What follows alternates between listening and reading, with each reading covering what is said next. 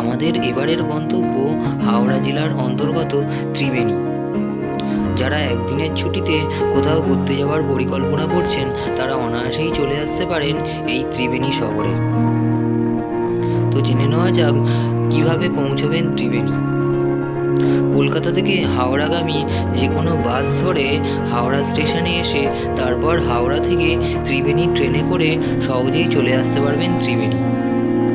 তবে যেহেতু আমরা মগরা স্টেশনে নেমেছি তাই আমরা শুরু করেছিলাম বাঁশবেড়িয়া থেকে। তো চলুন দেখে নেওয়া যাক এক এক করে গন্তব্যস্থলগুলি।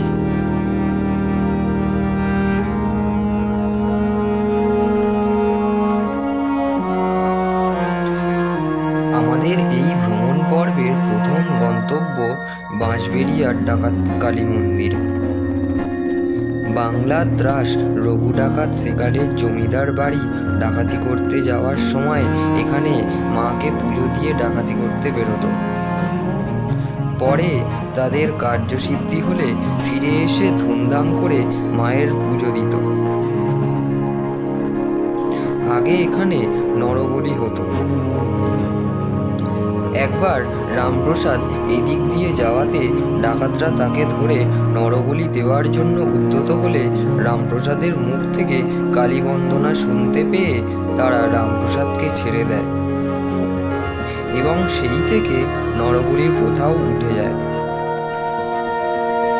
আমাদের যাওয়াতে মন্দির বন্ধ থাকার কারণে বাইরে থেকে মন্দির চত্বরের যতটুকু সম্ভব দেখানো হলো।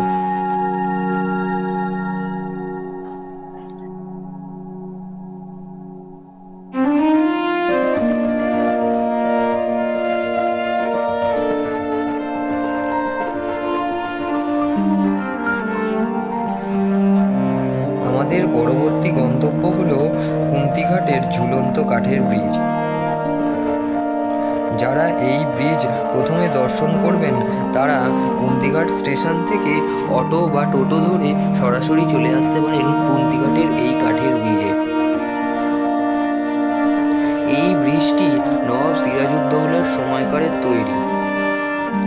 তলা দিয়ে বয়ে চলেছে যমুনা নদী। সেকালের মনসামঙ্গল কাব্যে বেহুলা তার মৃত স্বামী লক্ষিন্দরের প্রাণ ভিক্ষার জন্য এই নদী থেকেই তার স্বর্গযাত্রা করেছিলেন। এর কিছুটা দূরেই রয়েছে তিনটি নদী অর্থাৎ গঙ্গা, যমুনা, সরস্বতী নদীর মিলনস্থল, যাকে ত্রিসঙ্গম বলা হয়।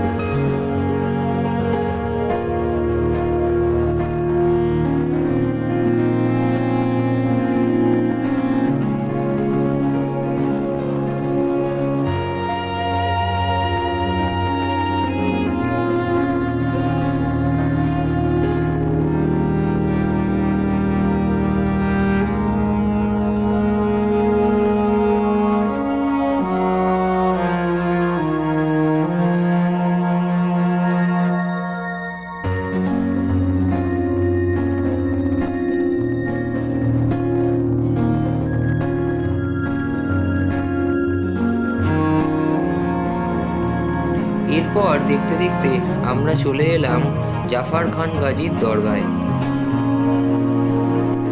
দিল্লির সুলতান জাফর খান গাজী সেকালের বাংলার আদি সপ্তগ্রাম ও হুগলি জেলার ত্রিবেণী দখল করার পর এখানেই অনির্দিষ্টকালের জন্য থেকে যায়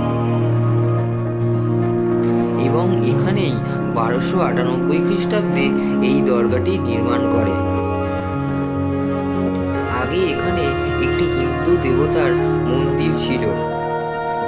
পরবর্তীকালে সেটিকে ভেঙে এখানে মসজিদ নির্মিত হয়। মসজিদের গায়ে রয়েছে অসংখ্য দেবদেবীর খোদাই করা মূর্তি। জাফর খান এক যুদ্ধে মারা গেলে তাকেও এখানেই কবর দেওয়া হয়।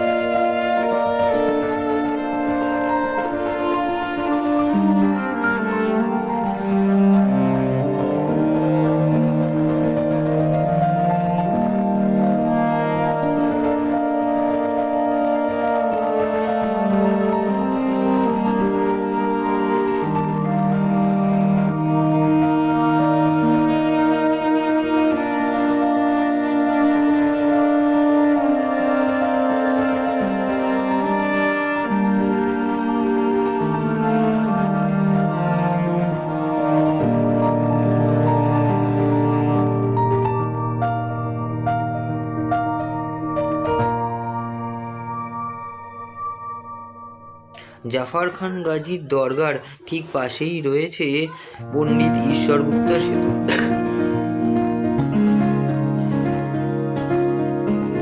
দেখতে দেখতে আমরা চলে এলাম বাঁশবেড়িয়ার হংসেশ্বরী মন্দির। সেকালের জমিদার নৃসিংহদেব মহাশয় এই মন্দির নির্মাণ করে। তবে মন্দিরের গঠনের কাজ সম্পূর্ণ হওয়ার আগেই তিনি মারা যান এবং পরবর্তীকালে 1814 খ্রিস্টাব্দে তার দ্বিতীয় স্ত্রী শঙ্করী দেবী মন্দির নির্মাণের বাকি কাজটুকু শেষ করান। এই মন্দিরেই রয়েছে টেরাকোটার বিভিন্ন স্থাপত্য। এই মন্দিরের ঠিক পাশেই রয়েছে অনন্ত বাসুদেব মন্দির। বিষ্ণুপুরের টেরাকোটা মন্দিরের আদলেই তৈরি এই মন্দির, যার মধ্যে রাধাকৃষ্ণ বিগ্রহ রয়েছে। এছাড়াও হংসেশ্বরী মন্দিরের চারিপাশে রয়েছে মহাদেবের বিশেষ বিগ্রহ। হংসেশ্বরী মন্দিরের ঠিক উল্টো দিকেই রয়েছে নৃসিংহদেব মহাশয়ের বিশাল বড় রাজপ্রাসাদ, যা আজ ভগ্নস্তূপে পরিপূর্ণ। তো এই ছিল আমাদের আজকের ত্রিবেণী পর্ব। ভিডিওটি ভালো লাগলে একটি লাইক, কমেন্ট এবং সাবস্ক্রাইব করবেন।